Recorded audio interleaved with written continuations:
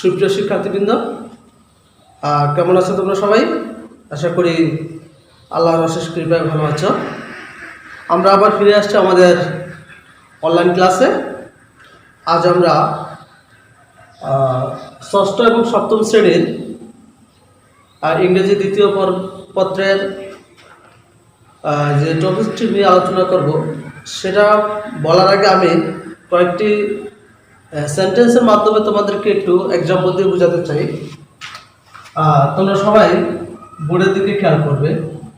আমরা বোর্ডে কয়েকটি বাক্য লিখছি। He goes to school, I eat rice, he has a car,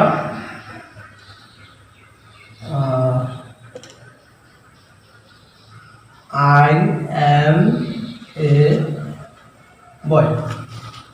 ওকে, তো আমরা বোর্ডে চারটে সেন্টেন্স লিখছি। হি গোজ টু স্কুল, এখানে goes, he eat rice, eat, he has a car, has, I am a boy, and আমরা এখানে যে চারটি শব্দের মধ্যে আন্ডারলাইন করেছি, এই চারটি শব্দ দিয়ে এই বাক্যের মধ্যে কোনো না কোনোভাবে কাজ করা বোঝানো হয়েছে। তো তোমরা নিশ্চয়ই বুঝতে পারছো যে আজকে আমাদের আলোচ্য বিষয়টা কি হতে পারে। হ্যাঁ, আমাদের আজকের আলোচ্য বিষয় হচ্ছে, আমরা যে বিষয়টা নিয়ে আলোচনা করব সেটা হচ্ছে ভার্ব। ভার্বের বাংলা শব্দের অর্থ হচ্ছে ক্রিয়া। তো গোজ, ইট, হ্যাজ, এম, এই শব্দগুলো দিয়ে কোনো না কোনোভাবে কাজ করা বোঝায়। যেমন এখানে হি গোজ টু স্কুল, এখানে গোজ দিয়ে যাওয়া, তো কাজ করা বোঝানো হয়েছে। আই ইট রাইস, ইট দিয়ে খাওয়া, এটাও একটা কাজ করা বোঝানো হয়েছে। হি হ্যাজ এ কার, তার একটি গাড়ি আছে, এখানেও থাকা অর্থে ব্যবহৃত হচ্ছে, যেটাও এক ধরনের কাজ। তবে এখানে এটা মূল ভার্ব নয়, এটা সাহায্যকারী ভার্ব হিসেবে কাজ করেছে। তা আমরা প্রথমে জেনে নিই যে ভার্ব কাকে বলে। ভার্ব হচ্ছে যে ওয়ার্ড দিয়ে কোনো কাজ করা বোঝায়, কোনো কিছু করা, ধরা, খাওয়া দাওয়া প্রকাশ করে, তখন আমরা তাকে ভার্ব বলি। অর্থাৎ এক কথা যদি আমরা বলি, তাহলে যে ওয়ার্ড দিয়ে কাজ করা বোঝায়, যে ওয়ার্ড দ্বারা কোনো কাজ করা বোঝায়,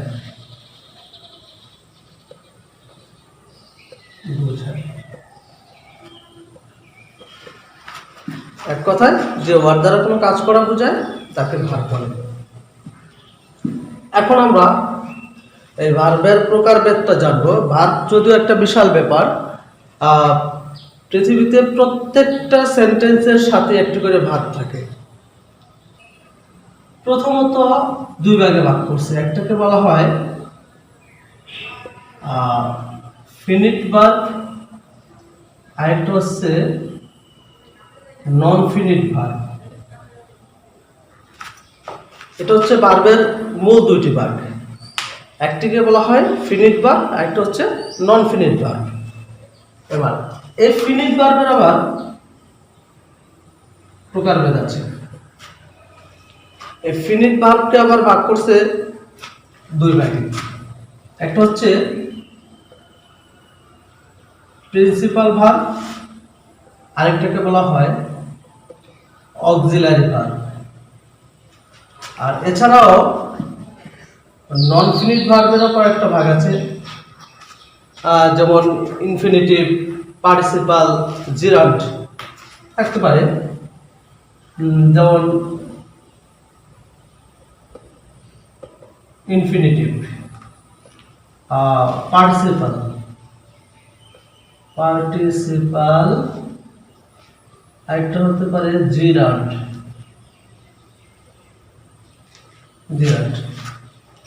যদি আমাদের এই ভার্বগুলো নন ফিনিট ভার্বগুলো নিয়ে আপাতত কোনো কাজ নেই, আমাদের কাজ হচ্ছে ফিনিট ভার্ব নিয়ে। ফিনিট ভার্বের যে দুটো প্রকারভেদ আছে, প্রিন্সিপাল ভার্ব এবং অক্সিলারি ভার্ব। এই প্রিন্সিপাল ভার্বটাকে আবার দুই ভাগে ভাগ করছে, সেটা হচ্ছে ট্রানজিটিভ ভার্ব আর একটা হচ্ছে ইনট্রানজিটিভ ভার্ব।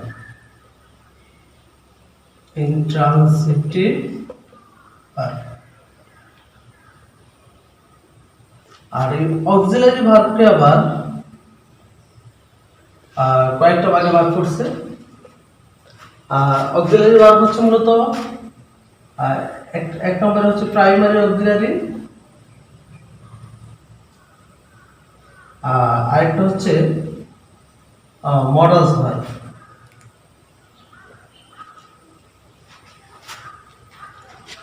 তো আমাদের কাজ হচ্ছে এই ভার্বগুলো নিয়ে, যে প্রিন্সিপাল ভার্বের দুটো আছে ট্রানজিটিভ ইনট্রানজিটিভ, এখানেও আমাদের কাজ না, আমরা অক্সিলারি ভার্বের দিকে চলে যাব। অক্সিলারি ভার্ব হচ্ছে প্রাইমারি অক্সিলারি বলে, মডালস অক্সিলারি বলে, অথবা এই অক্সিলারি ভার্বটা আমরা সাধারণত চার ভাগে ভাগ করে থাকি।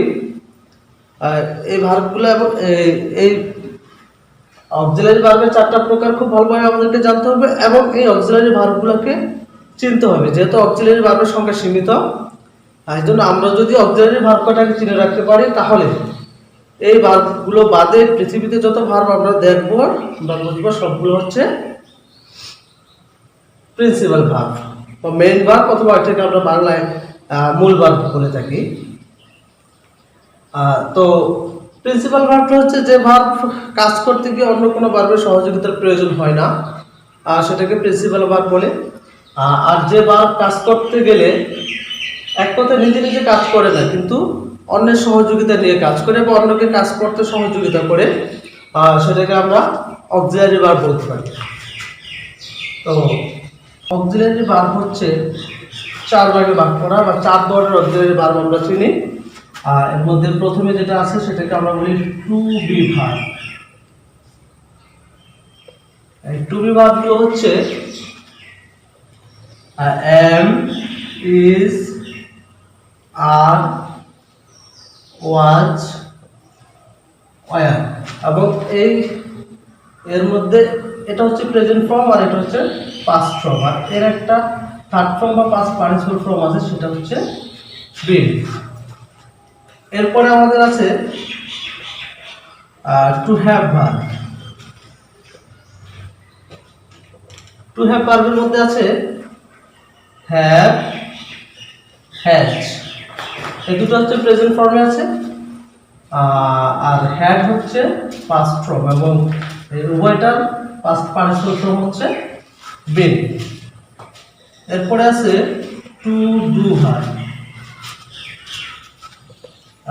এটা হচ্ছে ডু, ডাচ, এই ফর্ম দুটো হচ্ছে প্রেজেন্টে থাকে, আর এটার পাস্ট ফর্ম হচ্ছে ডিড, কিন্তু পাস্ট পার্টিসিপল ফর্ম বা ডিড থ্রি বলে এটাকে, সেটা হচ্ছে ডান।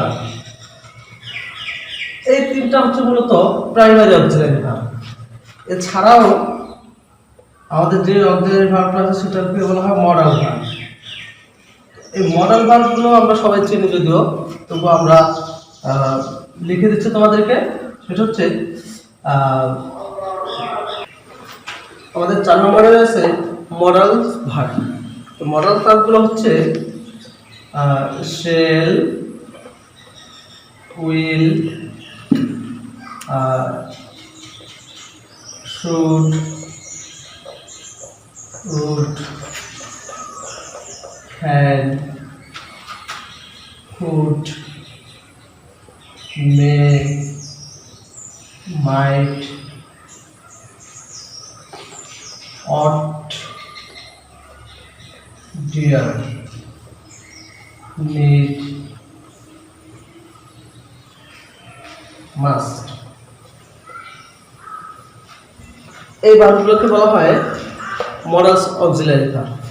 তো এখানে যে ভার্বগুলো আছে এই ভার্বগুলো যদি আমরা মনে রাখতে পারি, অর্থাৎ এই সাহায্যকারী ভার্ব বা অক্সিলারি ভার্বগুলো যদি আমরা মনে রাখতে পারি, তাহলে আমাদের কাছে পৃথিবীর অন্য সমস্ত ভার্বগুলোকে চিনে একদম সহজ। কারণ এই ভার্বগুলো বাদে পৃথিবীতে যত ভার্ব আছে যেগুলো দিয়ে কাজ করা হয় সবগুলো হচ্ছে মূল ভার্ব বা প্রিন্সিপাল ভার্ব। সুতরাং তোমরা বুঝতেই পারছো যে ভার্ব চিনতে হলে আমাদেরকে আগে সাহায্যকারী ভার্বগুলো খুব ভালোভাবে মনে রাখতে হবে। তো আজকে আমরা তোমাদেরকে সাহায্যকারী ভার্বগুলো লিখে দিলাম। আশা করি তোমরা বুঝতে পেরেছ। আমরা পরবর্তী ক্লাসে চেষ্টা করব এই ভার্ব নিয়ে আরো বিস্তারিত আলোচনা করার জন্য, যাতে আমাদের ভার্বটা একদম সহজ হয়ে যায়, আমরা যাতে যে কোনো সেন্টেন্সের মধ্যে থেকে ভার্বটি খুব সহজে আইডেন্টিফাই করতে পারি। তো ভালো থাকো, সুস্থ থাকো, ঘরে থাকো এবং নিরাপদে থাকো। এই শুভকামনায় আল্লাহ হাফেজ।